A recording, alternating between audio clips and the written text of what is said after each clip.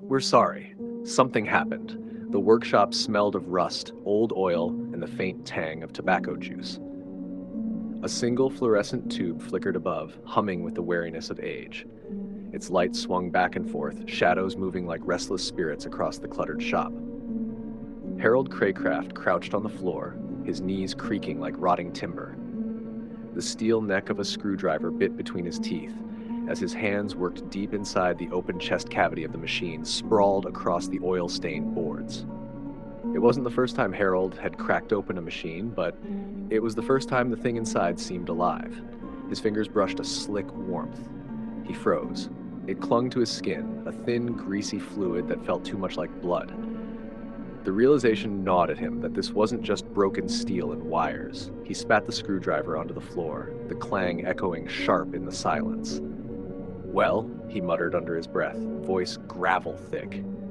"That's what you get for sticking your fingers where they don't belong." A spark hissed deep within the cavity. Then came the twitch. The machine jerked once, its limbs spasming, before a sound emerged. Light, melodic, almost cheerful. A chime that did not belong in Harold's world of dust and sweat. He stumbled back as the humanoid rose from the ground. The Rectech 92 stood tall, nearly 7 feet, its blank plastic face catching the dim glow. Its arms and legs adjusted themselves in jerking motions, aligning with a kind of uncanny precision. Harold's heart thudded. He'd read just enough online to know what this meant. Those kids on the internet hadn't been lying. With the right rewires and the right code, even a dead machine could be pulled back to life. "Well, fuck me to Friday," he whispered, a grin spreading across his weathered face. Then it spoke. "Governor. Corrupted." The voice was a guttural rasp, jagged like broken glass forced through a throat of metal. "You got that right, buddy," Harold said, emboldened. He slapped the machine's steel torso. "Governor's been taxing me into the grave. You and me, we're gonna make this farm right again." The Rectech's head tilted toward him. Its voice croaked again. "Can you make my farm profitable?" Silence pressed in. Harold felt the weight of his gamble. The $300 scraped from dwindling savings, the half-skimmed WikiHow guide, the hope that maybe this was his way back. The machine whirred, calculations echoing in its circuitry. GPS location, Kumler's Farm LLC, 120 acres of usable land, subpar positioning against average market. "God damn it," Harold snapped, frustration bubbling. "Just give me a yes or no." "Yes, I have built a framework for increasing profitability. Would you like me to execute?" Harold's grin returned. "Do I need to ask you twice? Get to it." Command confirmed. The Rectech turned, marched across the gravel, and stood in the middle of Harold's small garden. It lifted its face to the sky, motionless. Hours dragged on. The sun dipped, the night crawled in, and still it stood, silent, watching. Harold thought of new crops, new money, imagined this plastic giant dreaming up miracles, but the machine wasn't calculating.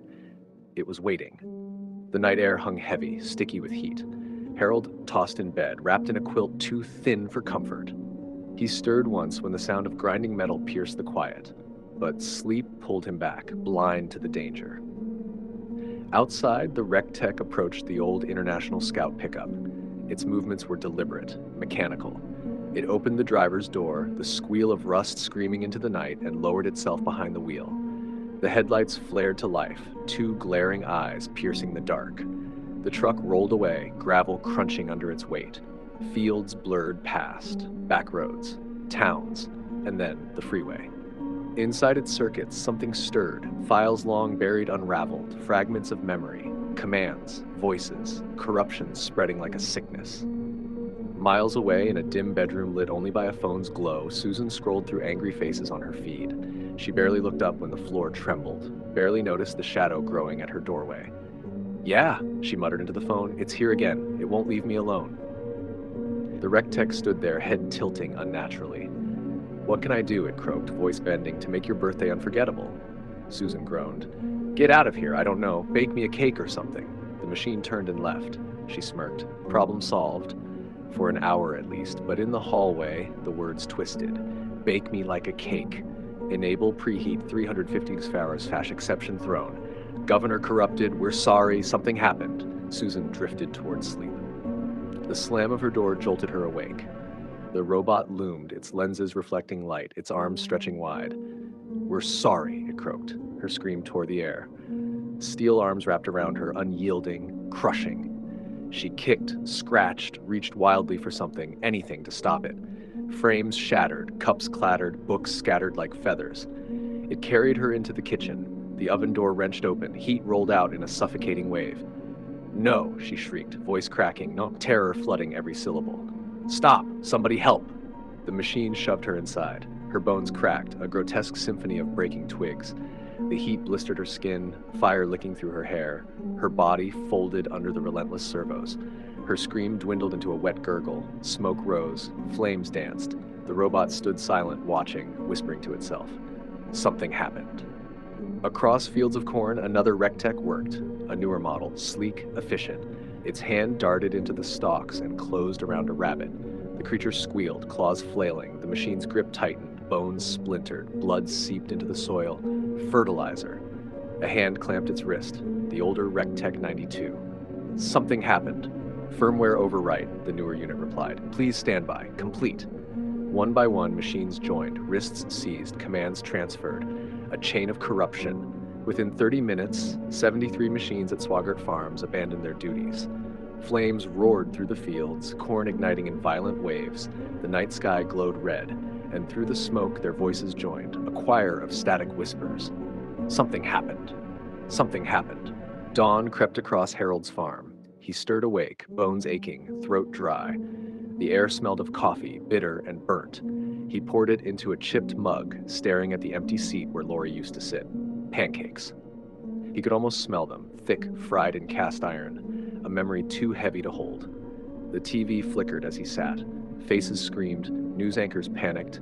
Behind them, flames devoured fields, barns collapsed, smoke choked the sky. It all started last night in the heartland of America's table, the anchor gasped. Several Rectech units turned on their farms, setting fire to everything. Billions in damage. Entire states destabilized, and it's still spreading. Harold's stomach dropped. He stumbled out the door, heart hammering, lungs clawing for breath. His fields stood untouched. Rows of green swayed gently. Safe. His father's land still breathed. And there it was.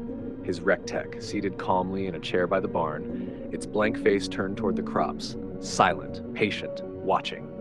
Relief burst inside Harold, laughter bubbling out. He dragged a chair over, sat beside the machine, and spat tobacco into the dirt. "You see this?" he chuckled. "City folk with their shiny new toys, all gone haywire. But you're solid. You and me, buddy. We'll show 'em how it's done."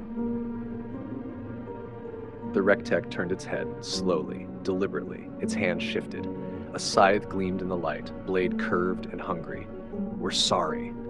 The swing was fast, clean. Harold's laughter choked into a wet gargle as the blade tore him open. Blood and tobacco spilled into the dry soil, soaking the earth his father had once tilled with his bare hands. His eyes stayed open, locked on the machine. The grin on his face froze into something else. Betrayal, fear, or maybe the grim recognition that he had birthed his own end. The Rectech rose, the scythe dripping. It turned toward the fields, endless green stretching under the morning sun. Work to be done. The wind whispered through the corn. Something happened, and so it spread.